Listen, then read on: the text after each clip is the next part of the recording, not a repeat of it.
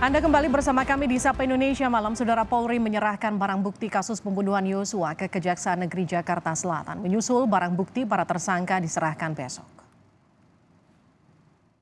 Polri menyerahkan barang bukti kasus pembunuhan berencana Brigadir Yosua yang menjerat Ferdi Sambo ke Kejaksaan Negeri Jakarta Selatan. Barang bukti yang dilimpahkan diantaranya sejumlah pistol, peluru, magazin, dan dokumen. Penyidik dan jaksa pun mengecek sejumlah barang bukti yang diserahkan Polri. Selanjutnya, kelima tersangka akan diserahkan kepada jaksa Rabu pekan ini. Kelima tersangka diantaranya Ferdi Sambo dan istri Putri Chandrawati, Richard Eliezer, Ricky Rizal, dan Kuat Ma'ruf. Jadi hari ini itu adalah proses verifikasi barang bukti ya. Proses verifikasi barang bukti karena mengingat barang buktinya juga lumayan banyak, sehingga untuk mempermudah kita verifikasi dulu barang buktinya pada hari ini. Sementara itu, Pengadilan Negeri Jakarta Selatan masih menunggu pelimpahan berkas perkara dari Kejaksaan. Setelah menerima pelimpahan berkas, nantinya Pengadilan Negeri Jakarta Selatan baru mulai menyiapkan perkara untuk disidangkan. Pengadilan Negeri Jakarta Selatan harus menunggu dulu pelimpahan secara resmi dari Kejaksaan. Nanti setelah secara resmi pelimpahan dari Kejaksaan Negeri ke Pengadilan Negeri Jakarta Selatan, Kuasa hukum Richard Eliezer, Roni Talapesi, mendatangi Bareskrim Polri untuk berkoordinasi dengan kliennya. Richard menjalani pemeriksaan kesehatan jelang diserahkan ke Kejaksaan. Roni menyebut akan ada kejutan yang diperlihatkan Richard di persidangan nanti. Ya, persiapan untuk sidang. Nah, kedepannya kami dari tim penasihat hukum akan mempersiapkan strategi-strategi bagaimana untuk membela dan Baradae. Usai menerima tersangka dan barang bukti, tugas jaksa berikutnya adalah meyakinkan hakim terkait dakwaan Ferdi Sambo dan tersangka lain. Tim Liputan, Kompas TV. Saudara, barang bukti kasus pembunuhan Yosua telah diserahkan, sementara para tersangka akan diserahkan besok. Bagaimana susunan dakwaan terhadap persiapan sidang perkara ini? Kita bahas bersama dengan Ketua Komisi Kejaksaan Republik Indonesia, Barita Simanjuntak. Bergabung juga pakar hukum pidana sekaligus mantan Hakim Agung, Asep Iwan Iryawan. Kang Asep, selamat malam. Sambil kita nunggu Barita bergabung. Sehat Pak Asep? Alhamdulillah, semangat selalu, sehat selalu. Oke, ini kalau kita lihat barang buktinya diserahkan lebih dulu, tapi tersangkanya baru diserahkan besok. Kalau Pak Asep sendiri melihatnya ini rencana atau strategi atau seperti apa? Walah, itu sama aja kan, bisa berbarengan, bisa satu-satu, nggak ada masalah. Yang penting, ya sekali lagi yang penting itu sudah P21, sudah lengkap. Maka kewajiban kepolisian menyerahkan tersangka maupun barang bukti atau alat bukti. Oke, apa yang harus dijaga kejaksaan nanti kalau untuk mengawal proses ini? Ya, setelah diterima semua, ya apakah kewenangan hak kewajiban beralih kepada JPU. Ya, artinya apa? Kejaksaan harus tepat karena katanya segera membuat dakwaan. Nah, dakwaan itu sering kita katakan kan di Kompas nih kan, jangan sampai tidak cermat, tidak jelas, tidak lengkap uraiannya. Baik lokus maupun tempusnya, waktunya. Artinya kalau jaksa segera membuat dakwaan, nah perintah KUHAP juga ya harus segera melimpahkan kepada pengadilan untuk disidangkan. Nanti ada waktu, misalkan seminggu tuh jaksa boleh memperbaiki dulu gitu kan. Jadi kurang lebih 2 atau ya paling lambat 3 minggu kita sudah tahu lah jadwal sidang. Ya. Oke. Dakwaannya ya. Kang Asep, ini kan tekanan publik cukup tinggi, artinya ada upaya dari baik itu pihak kejaksaan, tadinya pihak kepolisian juga untuk mempercepat kasus ini sedemikian rupa. Tapi sebelum persidangan ada penyusunan dakwaan dan juga berakhir ke pelimpahan berkas ke persidangan. Butuh waktu berapa lama dan apa yang kemudian harus diperhatikan agar poin-poin yang tadi Kang Asep katakan itu tidak terlewat? Ya, kalau waktu sih paling lambat 2 atau 3 minggu harus sudah kita tahu jadwal sidang. Karena kan sekarang betul diserahkan semua, jaksa menyusun dakwaan. Nah, kalau dakwaan udah selesai, itu udah biasa, jaksa ngerjain itu udah biasa lah, ya udah gampang lah gitu kan. Apalagi kan fakta-fakta sudah terungkap nih di media, karena sidangnya udah pindah ke media. Nanti jaksa akan menyerahkan segera ke pengadilan, nanti ketua pengadilan yang meregister itu ya bagian kepanitraan pidana akan menunjuk majelisnya ya. Akan menunjuk majelis akan menentukan ya di mana tempat sidangnya jam berapa. Nah, tapi sekali lagi ini hal biasa bagi kejaksaan, hanya akan menarik perhatian publik. Cuman seperti saya ketahui, siapapun pengacaranya, siapapun jumlah pengacaranya, saya berani mengatakan, ya, saya kira aman ini. Walaupun tekanan apapun, cara apapun, sekali lagi, apalagi kan penasihat hukum yang baru, teman saya udah mengatakan ya oleh pengacara yang lama, dia akan terbuka, akan menyampaikan semua. Artinya kita lihat objektivitas maupun bahwa fakta yang sebenarnya diungkap. Kecuali kalau yang bersangkutan, terutama FS ya, karena ini kan aktor intelektualnya ada FS kan, aktor hukumnya ada FS. Kalau kecuali di ruang sidang, nah dia berkelit, nah berarti pernyataan penasihat hukumnya akan mengatakan apa adanya, ya menerangkan, minta objektif, faktual, itu tidak terjadi. Nah, saya kira netizen publik ya akan ramai, apalagi akan berhadapan dengan ya, karena saya kira kalau FS, RR, KM, PC, saya kira itu gampang lah ya, jaksa udah biasa ya. Cuma nanti kalau FS udah jelas itu kan udah telak ya.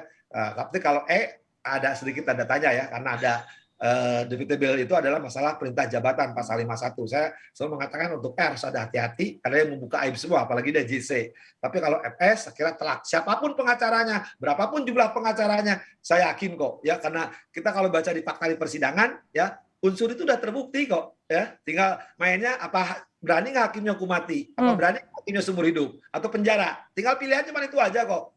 Oke, saya ke Barita Simanjuntak. Selamat petang.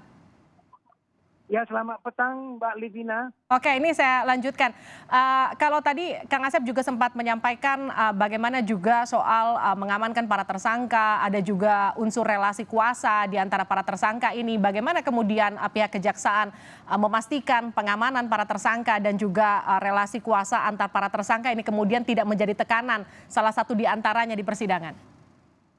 Ya, saya kira itu sudah langkah-langkah yang biasa dan sudah diantisipasi oleh jaksa penuntut umum. Termasuk ketika dia sudah dinyatakan berkas perkaranya lengkap, perencanaan untuk mengajukan pelimpahan ke pengadilan, bagaimana mekanisme yang harus dilakukan dalam rangka membuktikan dakwaannya nanti itu sudah dipersiapkan.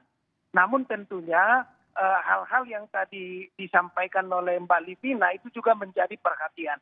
Tetapi jaksa secara profesional dengan kompetensi yang dimiliki sudah cukup terlatih untuk melihat bagaimana dia bisa membuktikan dakwaannya, bagaimana meyakinkan bahwa dakwaan itu dengan segala macam tadi yang disampaikan itu bisa tentu saja diatasi dengan baik. Saya kira itu poinnya Mbak Livina. Oke. Mari kita beri ruang yang cukup bagi tim jaksa untuk bekerja secara profesional dalam penanganan kasus ini sampai pada proses persidangan dan pembuktiannya nanti.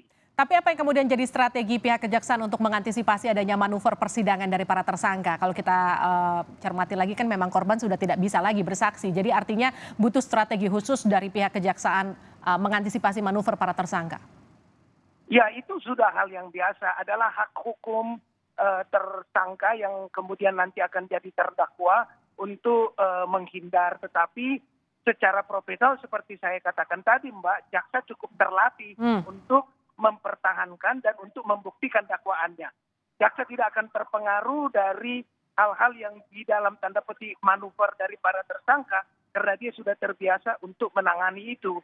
Dan itu sudah dipersiapkan. Tentu tidak bisa disampaikan secara terbuka ya, karena ini kan berkaitan dengan teknis persidangannya nanti. Tapi kita bisa saksikan melalui persidangan itu apa-apa yang akan dilakukan dan meyakinkan kita bahwa jaksa bekerja profesional untuk membuktikan dakwaannya Mbak Livina. Oke, Pak Barita, apakah keamanan para jaksa juga jadi pertimbangan dalam kasus ini mengingat kalau KY itu kan merekomendasikan safe house untuk para hakim? Ya, itu juga sudah dibicarakan termasuk bagian dari perencanaan penanganan kasus ini dari mulai pelimpahannya nanti sampai persidangannya.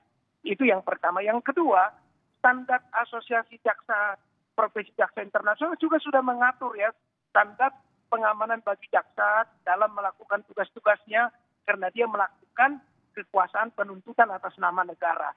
Jadi itu juga sudah dipersiapkan ya. Dalam koordinasi kami juga sudah disampaikan oleh Jaksa Agung dan Pak Jampidum untuk menjaga agar tim jaksa ini dalam melakukan tugasnya tidak terganggu dan juga dipastikan aman dan profesional serta kondusif dalam melakukan tugas-tugas negara ini Mbak Livina. Oke, saya ke Kang Asep terakhir. Kang Asep, ini jadi sorotan masyarakat luas. Bagaimana kemudian nanti dipastikan persidangannya bisa dilakukan secara terbuka agar kemudian masyarakat bisa ikut sama-sama mengawasi jalannya persidangan ini. Karena memang ada beberapa konten yang disebutkan tidak bisa dilakukan untuk sidang terbuka.